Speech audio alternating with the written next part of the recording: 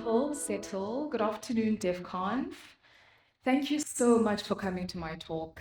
It's my first time gracing the DevConf stage, by the way, and I'm excited and nervous, and I'm here to learn with you, so I hope we all carry the same spirit. Today, we're going to be diving into how the world of AI coding agents are changing the way we ship and build smarter products. I will be looking at it from an investment lens. So please don't worry, the session is still very, very technical and it will include a demo at the end. If you have questions, please do feel free to ask towards the end of the talk. All right, just a quick intro to who I am. My name is Khumudzwane Botara, and I am a software engineer at 91. I've been in the industry for roughly 6 years, and over the years, I've amassed experience in telecoms, retail, and now I'm in finance. When I'm not coding, I'm pursuing interest in the arts, scoping the Cape Town food scene because I'm a big foodie, or I'm nose deep in a book or traveling somewhere in the country or the world. Quick disclaimer, even though today's session will include a bit of finance in it, I'm not a financial advisor. So whatever you learned today, please, you didn't get it from me. Today's session is purely educational, and I hope it'll inspire you to go out there and tinker with different AI tools that are currently in the market. Like I said, I'm from 91. And for those who don't know who we are a global active asset manager with a large presence in Cape Town, New York, and London. And we manage over 3 trillion rands globally. And our secret sauce? Technology. We don't just build dashboards or ETL pipelines. We use technology as a multiplier. We don't just invest in markets. We invest in tools that help us reshape how we manage money. We also strongly believe in enabling our teams across the business with technical tools that will help them deliver smarter work. One of the worlds that 91 has recently been invested and dabbling in is the world of coding agents. I know people do worry about these technologies, but they do have a fun side to them. For those who don't know what they are, a coding agent is an AI tool that understands code structures, it understands intent and workflows. It has the capability to suggest code for you, to write tests, to write actual code, and it can reason with or for you. Think of it as pair programming, but your pair speaks compiler. Before I get into the meat of the talk, I just want to take it back to the days before we had the agents that we have today. Without revealing my age, I'll take it back to 2005. In 2005, you would type PRI and get print. Those were the glorious autocomplete and static linter days. Fast forward to 2015, you had intelligent suggestions and type hinting in IDEs such as Visual Studio Code, PyCharm, etc. Between 2020 and 2024, we saw the rise in coding agents and assistants such as Replit, Cursor, Devin, and GitHub Copilot. And today, these tools don't just assist us, they co-develop with us. I just want to zoom in a bit and briefly touch on what these tools can do and what they're capable of. I'll start with Replit. Replit is the only one on here that's completely cloud native from top to bottom.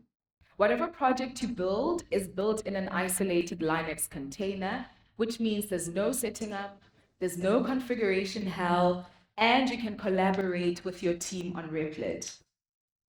Then there's Cursor. Cursor is the only tool that plugs into VS Code, but it offers a really, really smart local assistant. It has the capability to read repos.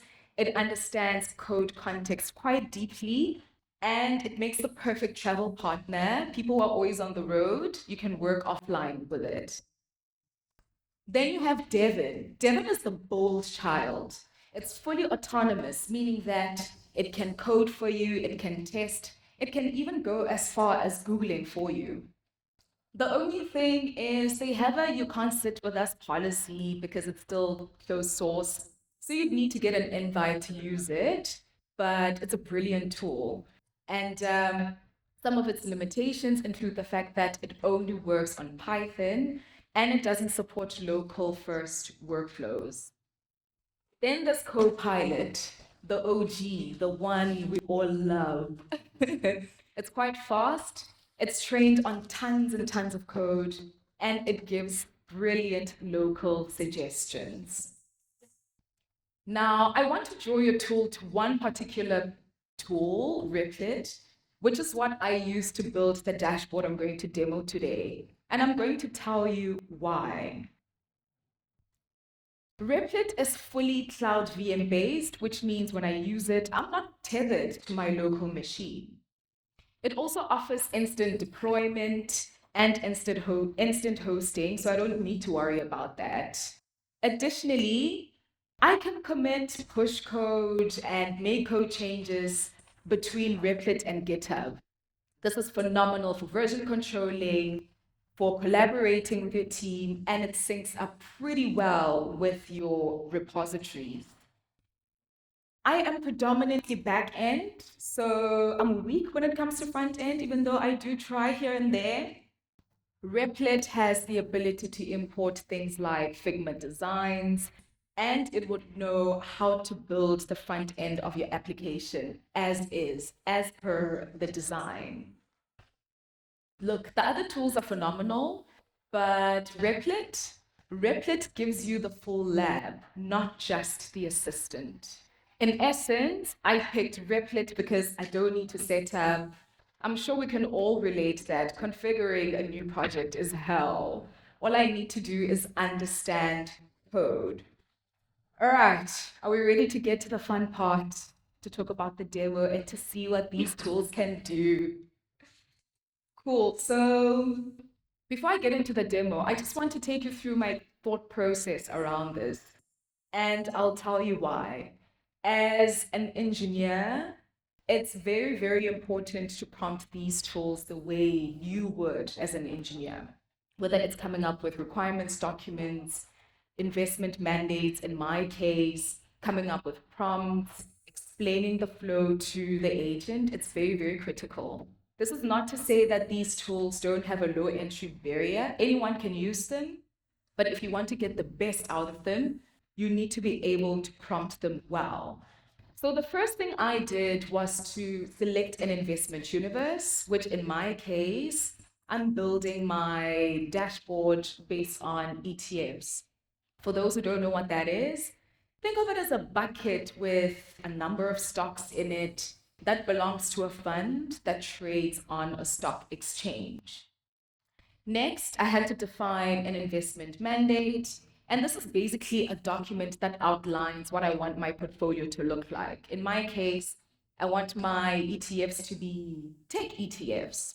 That means they should track ETFs that include stocks such as Apple, the ones that we love, the Magnificent Seven, Apple, Amazon, Google, Nvidia, Meta, etc.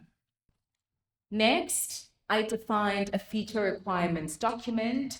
And this is a document that basically outlines what I want my platform to look like, what technologies I want to use to build it, what the flow should look like, what additional features it should have, etc.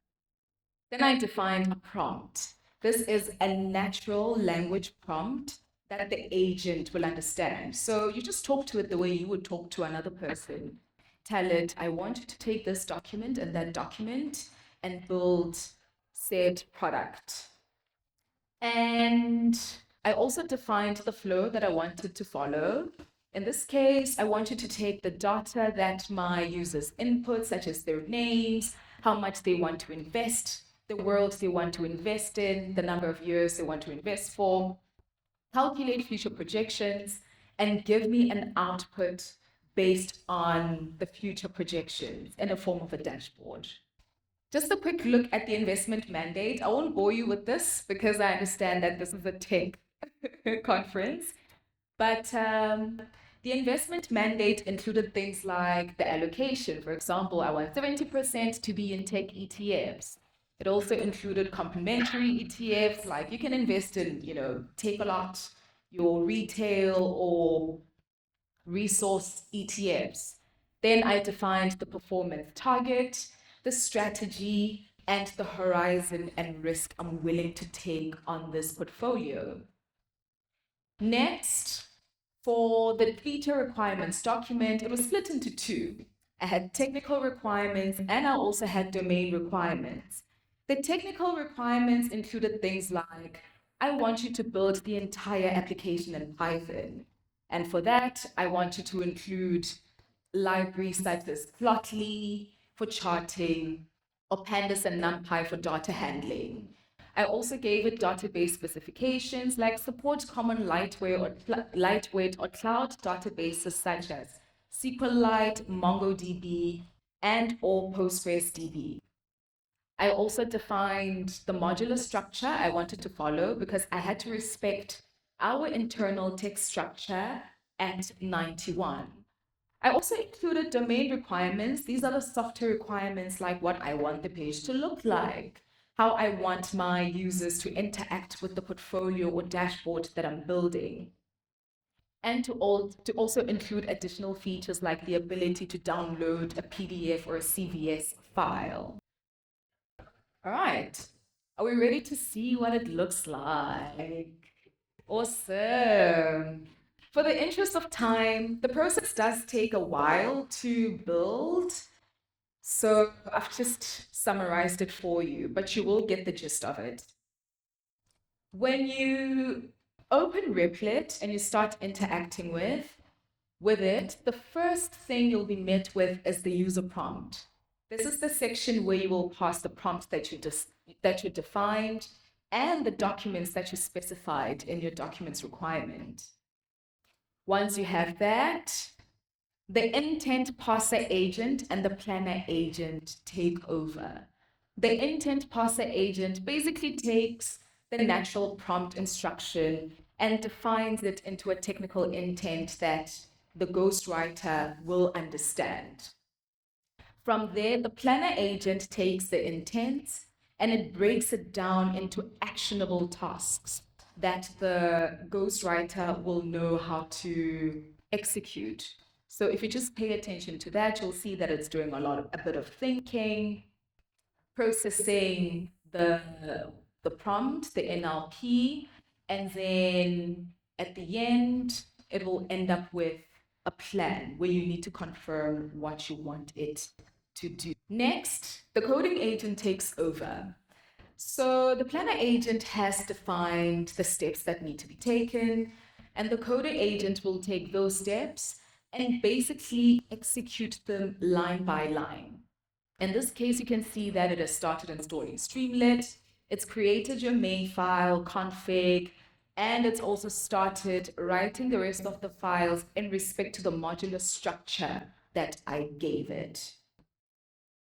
Once all of that is done, the code is written, the database is set up, the executor agent will then run commands like pytest, run streamlit, etc. And in the background, there's also the validator agent that continuously runs. And it looks out for things like errors, syntax errors, user input errors, and it updates the code on the fly without you needing to rerun the application or doing anything of that sort. And now for the results. Do you want to look at the code first, or do you want to look at the output first? Output, okay. Fantastic. For the output, I'd like to get one volunteer from the audience. You're going to be my client and I'm the investor. You will tell me how much you want to invest and we'll see what it projects for you.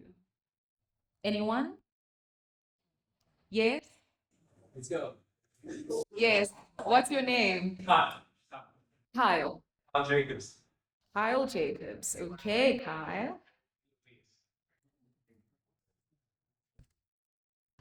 Okay, Kyle. How much do you want to invest? 5 more. 5 mil. I love that. Man on a mission. I love that. Did I get the numbers right, or am I being Jacob Zuma right now? Do you want to contribute monthly, or should we leave it as is? Monthly contribution. How much? It's a 50K. 50,000. Okay. We have a baller here. Why are you here, Kaya? Let's go. Do you want to invest for 5 years, 10 years? Long term, 10 years. 10 years? What's your risk appetite? Is it high, medium? Oh, you are going in. You are going in. Are you happy with the 3 popular ETFs out there, or do you want to add 1 or 2 more? I'm happy with those. Okay. Are you happy with the 3 complementary ETFs, or do you want to add another one? Are you fine with that? Pretend you know, pretend you know. Okay, fantastic. You'll see that my agent has built an application. Mind you, this all happened in less than 15 minutes. This is something that would have taken a good few sprints for a team to do, but it was able to do it in less than 15 minutes. We can see here that we have Kyle's investment portfolio. We can see what his projected profit is going to look like over there. And you can also see what each ETF is going to perform like. I also specified that I want to be able to track future performance to see how much I make. Kyle, at the end of 10 years, you are going to be a baller because your total profit is going to be 63 million rands. I don't think you should be here. And remember, I added additional features such as the ability to export to CVS and generate a PDF report. I'll be able to do that. Let's export Kyle's report.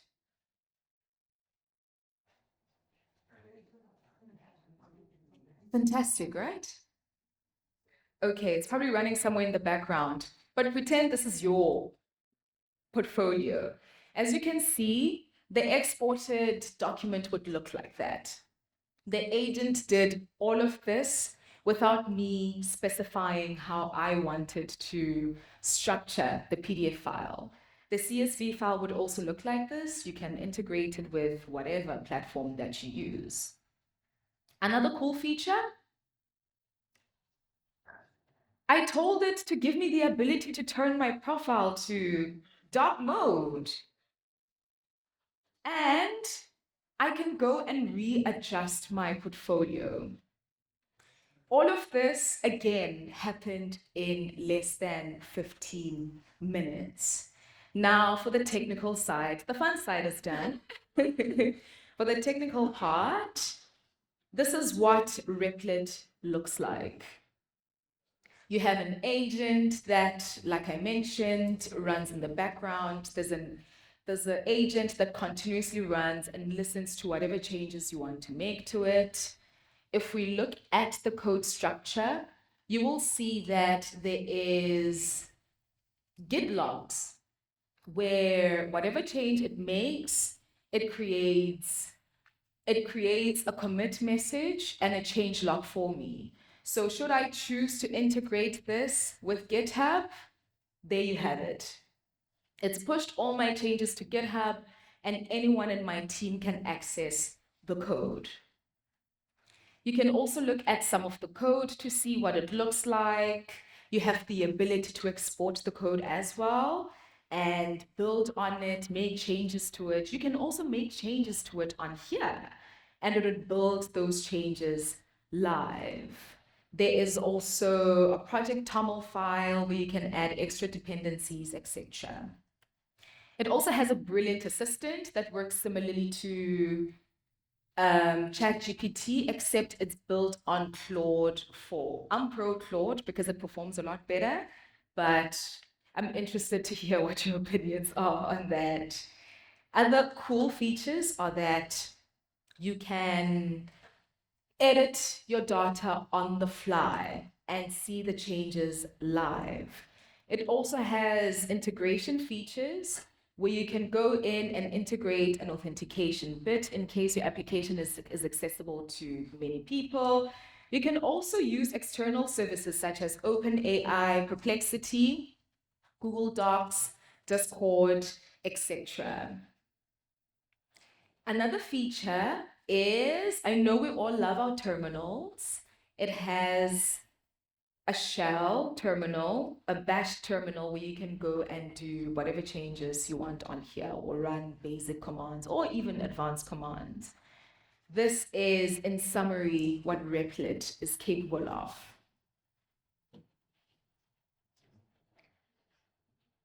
Are you ready to talk about the philosophical side of this? Okay. I'm sure you're all wondering if this will change how we work. To be honest with you, these tools are already changing the way we work because without even knowing it, by using Copilot, you are using coding assistants and they are changing the way you do things. Agents are already boosting productivity, that they are enhancing the way we collaborate with our teams, and they're making it easy for us to focus on actual real work. I mean, imagine this. You log in the morning, write your code, and an agent is already writing tests for you in the background. Or you decide, I don't want to do my project in Python anymore. I want to explore Rust. Your agent has the ability to do that. It's not just autocomplete on steroids. These are intelligent collaborators. And the deeper shift, we're no longer just programming computers. We are building with them. Now for the topic that has been buzzing around in the industry, the vibe coder and the augmented agent coder. And to be honest with you, this has been an interest of mine as well. Let's start with the vibe coder. We know them. They open their laptop, they're listening to music, they type, please build me a dashboard similar to the one that I built in doc mode with pie charts, and boom, the AI tool does it for them. Just vibes. No boilerplate, no Stack Overflow tabs, hundreds of them, no importing NumPy 5 times, purely just vibing. Then you have the augmented agent coder who purely just doesn't vibe. They delegate and they work with the agent. But it also raises attention. When you employ these agents and you integrate them into your workflow, are you still the builder or are you the orchestrator? And here's my provocation. What will the future of coding look like? Will it be more vibe? Will it be more delegation? Or will it be hybrid, where we use these tools to focus on boilerplate and we focus on solving real problems? And additionally, what does the future of recruitment look like? Because whether we like it or not, new developers, new age developers are changing the way they are learning how to code. They're no longer doing it the way we did it. They are employing these tools and using them as orchestrators. To be honest with you, the answer isn't fixed, but the fact still remains that these agents are changing the way we work, and it is up to us to either adapt or to shun them. And as much as these tools are fun, we need to consider the risks, the governance around these, and the guardrails. You see, because this technology is still at its infancy, there are a lot of risks that come with it. Agents with broad access, for example, can cause real world harm. They can cause real world harm. Imagine an agent that has unlimited access to prod, to your prod secrets, to your APIs, and it has the ability to do whatever the hell it wants. That sounds very, very distractful to me.